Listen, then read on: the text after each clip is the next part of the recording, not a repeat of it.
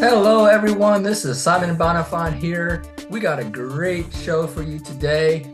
I'm in the virtual studio with Molly Brockman, art curator from Beyond Vision Art. Molly, it's great talking to you today. How you doing? Good, how are you? Great. So you are the art curator at Beyond Vision Art.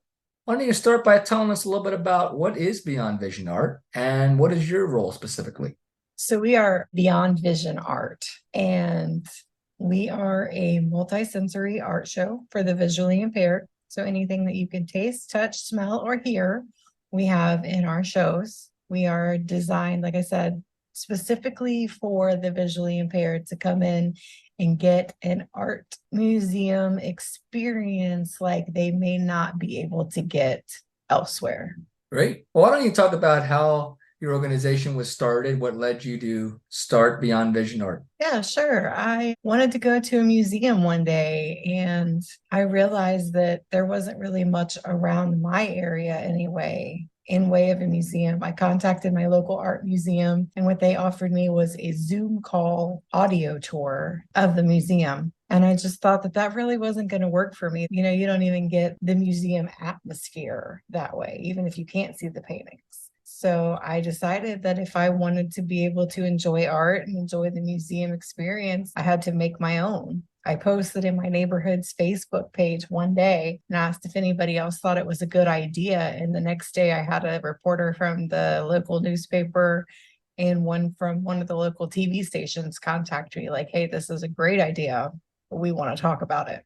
So Great. And I know that you are totally blind. What has been your experience with art in terms of before you started your organization? How has art impacted you? I have always loved going to art museums. I don't know if it's so much about the art as it is the environment of the museum, the atmosphere. I love being in a museum, and I do love art. I love to look at art. It's important to me that we have things like this, like Beyond Vision, so that everybody can experience it. Great. When you started, talk about how you found the artists that you work with now and what was the process to creating their work into something that would be accessible for others. I just started posting on Facebook, and then with the article from the newspaper and the one from the local news, I had some people contact me. I put out a call for artists there, and we actually ran an ad on a group of radio stations here where I live looking for artists. And the original outreach was great. We had so many people reach out and say that they wanted to create art, they wanted to participate. And I have one visually impaired artist right now, is all I have, but she had already been creating tactile art. And she saw the article in the newspaper and she contacted me and she was like, I already have stuff. I love what you're doing. I want to get involved. So that was very exciting. Okay. And for the folks that were sighted doing this tactile art, did you have to train them or give them some tips in doing this, or were they already familiar with this at the start of the project? I told everybody what we were looking for, smell, touch, taste, or sound, and be aware that it's something that people can touch. They're going to touch it and it might break. And that was really all I had to say. And people just came up with fantastic stuff. I did have one person who I had to turn away because what she had was like pencil drawings under glass in frames. She didn't quite understand the scope of the work. But other than that, everybody knew exactly what they were doing, and it was great. Okay. So you mentioned multiple senses there. How does that translate to art? Well, art isn't just something that you look at. It can be written word, culinary arts, all different kinds of things. At our first show, we had a lady there who is a culinary artist. She makes her own spices and rubs. So she deep fried chicken wings at our first show. And that gave us smell from the smell of the wings, the sound from the fryer popping, and then the taste of her art. I have had people do book readings. I've had people do poetry readings. We always have music the first night of the show. And then at our last show, we did had an exhibit where we had different scented oils and then the corresponding items for those oils. So we had people touch the item while they were smelling the oil and try to figure out what the scent was. So you can incorporate all the senses into your art. Oh, very nice. I like that. So you also talk about the performing art and food, things like that. And I'm a musician, so I definitely would agree with you that that is definitely a performing art. Yeah.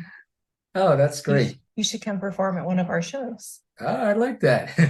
Definitely. So let's talk about your shows. I know that you had two last year and you're looking to do one again coming up soon. Where were those shows held and where's your next one going to be held? Our first two shows were in downtown Dayton, Ohio, where I live, and our next show is going to be in Xenia, Ohio. We unfortunately right now do not have a permanent space. That is one of my goals for the end of this year into next year is to get a permanent space. But right now we just do pop-ups where we can. We're doing a show on August 11th and 12th. And then the week before that, on August 5th, we're doing a thing called Art in the City, which is where all different kinds of artists around Dayton set up all throughout the city and display their art. So we're going to set up there and do a little mini show at that. Oh, very good. What has been your impressions of the blindness community around where you live in terms of getting them involved and coming out to these art shows? Have you had a good turnout with that? I've had a great turnout at the shows, but not from the blind community. I've had a few blind people come and they absolutely love it. When they come, they tell me how wonderful it was. But in the city that I live in, there's a very large blind community, but there's not a whole lot of togetherness in that community, if that makes sense. The surrounding cities like Cincinnati and Columbus, they have lots of places and organizations for the blind. And here in Dayton, we have a chapter of the NFB, but other than that, that's really it.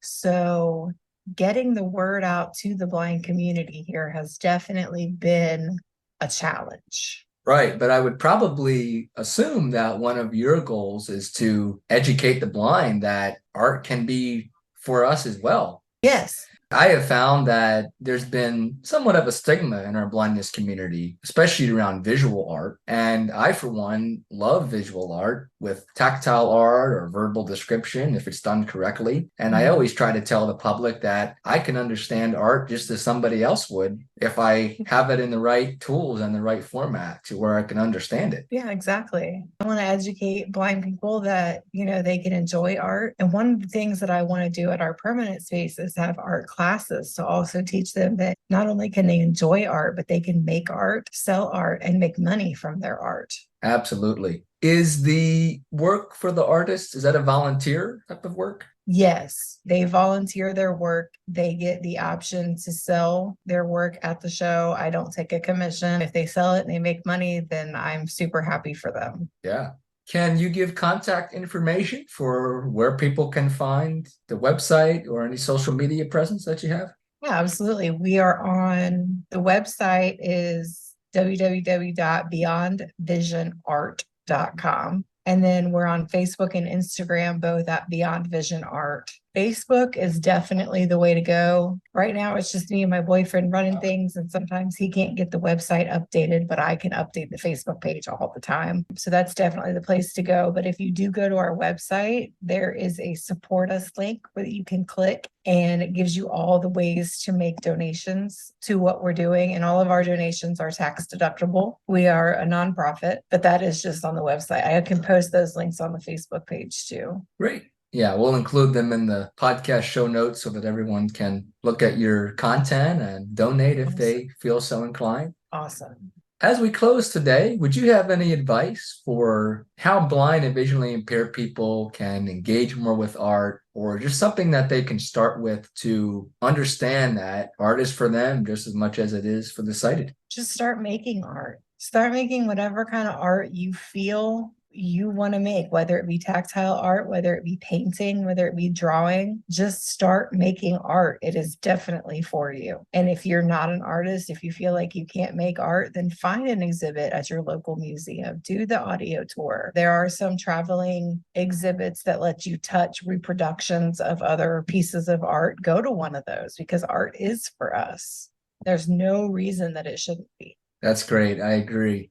Well, Molly, I'd like to thank you for talking with me and the listeners today and all the wonderful work that you're doing. Again, I'd encourage everyone to visit your website and look at your social media and support you in the work that you're doing if they're so inclined. And if folks would like to contact you directly, is there a way that they can do that from the web page as well? There is an email link on the webpage, but my email address is molly@beyondvisionart.com. It's really easy to remember. All right. Thank you so much, Molly. I wish you much success in your upcoming art shows that you have in August and beyond. Thank you. And we'd love to have you back if there's anything else you'd like to update us with in the future. All right, great. Thank you so much.